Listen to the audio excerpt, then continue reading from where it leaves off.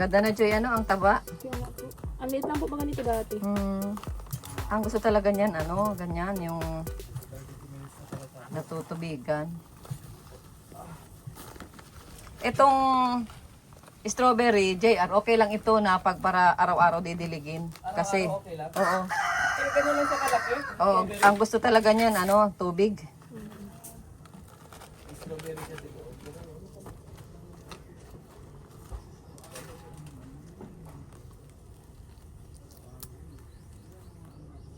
Oh, 'di ba? Ang ganda na.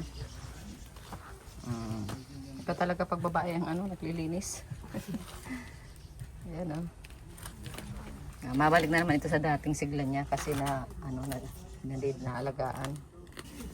Magkakaroon na kayo ng kasama dito. Ayan guys, nandito kami ngayon sa hiding place ulit. Ayan, ito po kasama ko si Joy. Ayun, si Joy. Hinihintay ko po sila Edwin at si Engineer. Si Chinito, guys.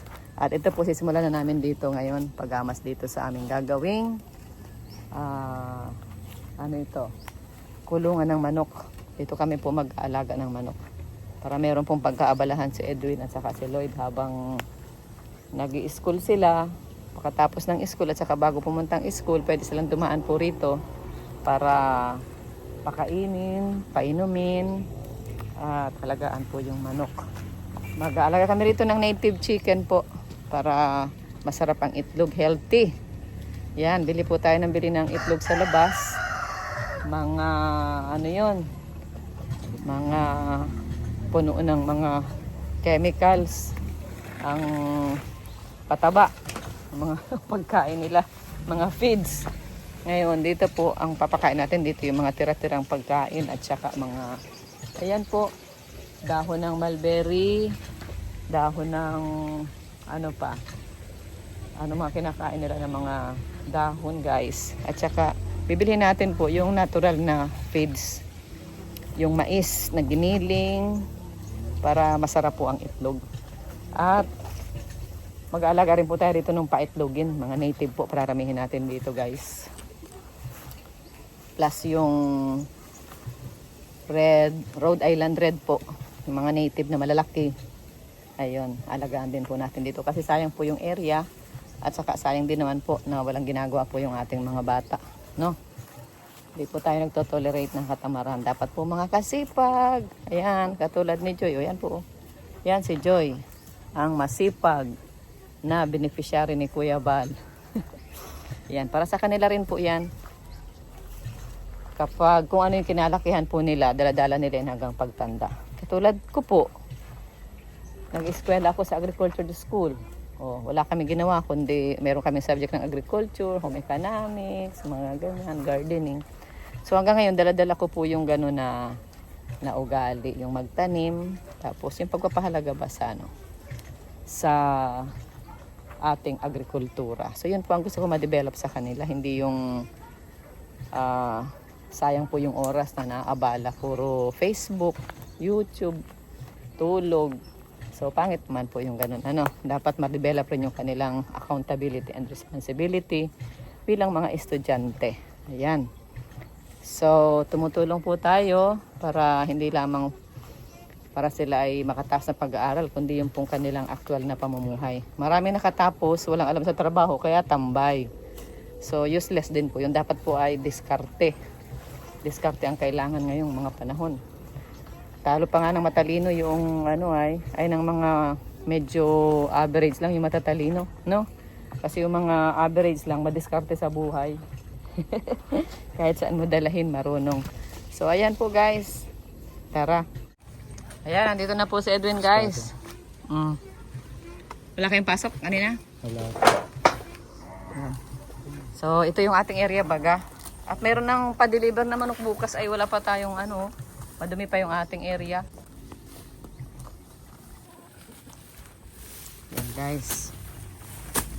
Inisin natin ito at bukas meron na tayo ritong manok na dadalahin dito.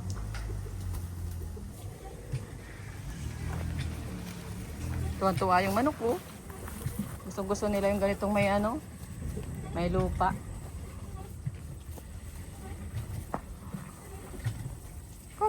O, bukas may kasama ka na rito, hindi ka na mag-iisa.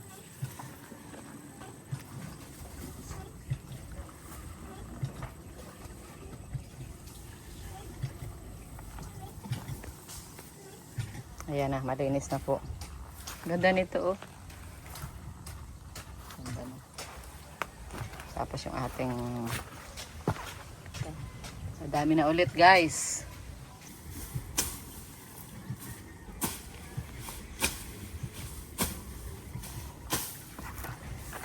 Diyan natin ilalagay yung manok. Haalagaan mo. Oh, nangingitlog na ito. May 4 na daw na itlog ito. Yan, oh. JR, Opo. nakailang itlog na yan? Nag-itlog ulit? Nakailan na? Naka-anim na. O, 6 na. Pang-itlog dyan eh. Ha? Saan ang itlog niyan? Kasi bukas. Direct kain ka agad. Kasi bukas may may inahin na rito malimlim. Baka nandiyan meron na yung rata. Saan nilang nilalagay kasi itlog niya? Hanapin mo, ipunin mo pero wag mong babasain. Para malimliman. Nabasa yan. Dikit na yan. Oo.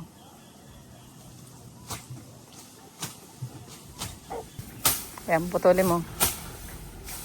Sigurado kang hindi yan yung Makati? Hindi po ate. Hinawakan mo na. Hawakan. Baka yun na yung Makati. Hindi po. Ah, hindi.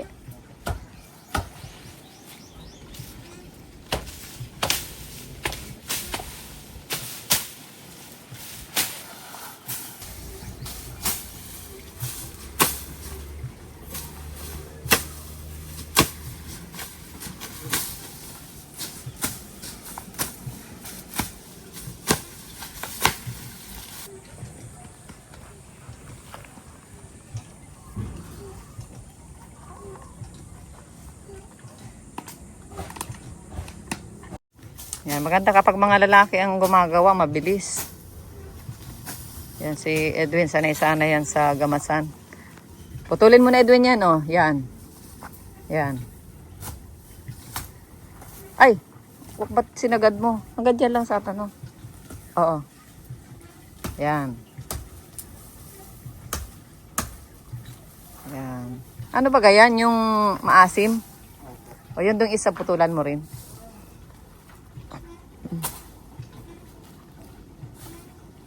Yan, putulan mo din. Yan. Yan, dyan. Pwede na yan. O, ulo mo ano?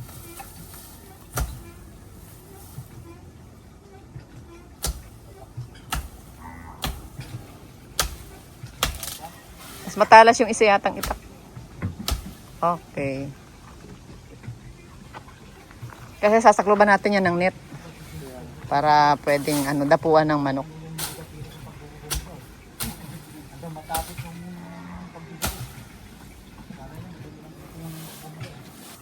Ayan. Oh, ano na rito.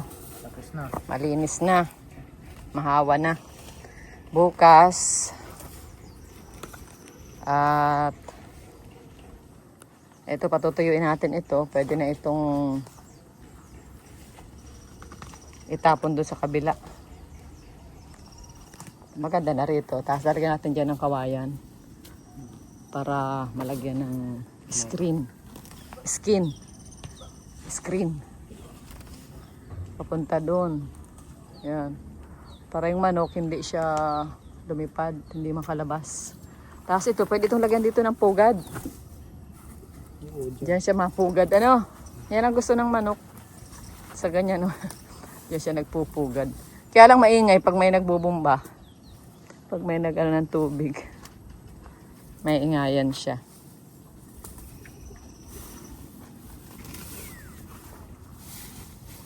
Maganda na kasi pag may manok para yung mga tira-tira na kanin. Oo, pag uhugas ng kaldero baga, itatapon mo lang. At least pag may manok, magtutuka sila dun. Yung dalawang manok nga rito, ang taba na. Ito, taba na. Yan. Oh, malinis na rin dito. Yan. Yung manok, gusto niya pag may bagong gamas, doon siya nagangkay-kay ng manok, ay ng lupa. Hayop-hayop po. Ayan. Ganda na. Ito pa, Joy, oh. Ito. Isa mo ito para... Baka masugatan ka, oh. May pinya. Alisin natin yung pinya dyan. Kasi di man dapat yan dyan itanim. Laan po si Kuya Brooks naglagay. Si Kuya Brooks ang naglagay. Tatanggalin kasi natin yan. Ito, nito ito. Ito yung ginagawang mga handicraft. Ayan, nangunguha kami nito sa bundok. Binibili ba kang ganito, ano? Nito. Anong tawag nito sa inyo, Edwin? Anong tawag nito sa inyo? Ito, nito. Sa amin, nito ang tawag dito. Yung ginagawa siyang handicraft. Pareho lang ata. Tray. Minsan yung basket. Nalaki ito. Kumuha ka dyan sa bundok. Tapos, kung magkano lang ang bili. Yun. Natubo pala ito kahit saan, ano? Yan. So, ang ganda na. Mabilis lang dumami ang halaman pag naalagaan. Pero kapag hindi. Ha? Oo. Ang ganda nung bougainvillea, yung may pink at saka white. Ayan. Ayan na. Tuwa na naman ang mga manok. Oh. Tuwa na naman ang manok. Ayan. Hanapin mo kung saan ito na itlog, JR. At kukuhain mo. Pero wag mong ilalaga. Kunin mo. Prito. Ayan guys, o diba nakaka-refresh. Hanapin mo kung saan na itlog yung manok. Opo. Para pero wag mo kakong ilalaga. Pritusin mo lang. Okay. Natin sa San Felipe. Ang ganda, oh.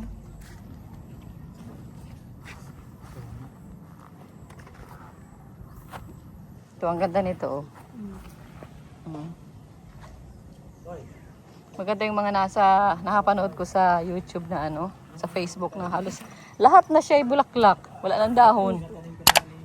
Kaka-amaze po. Ganda.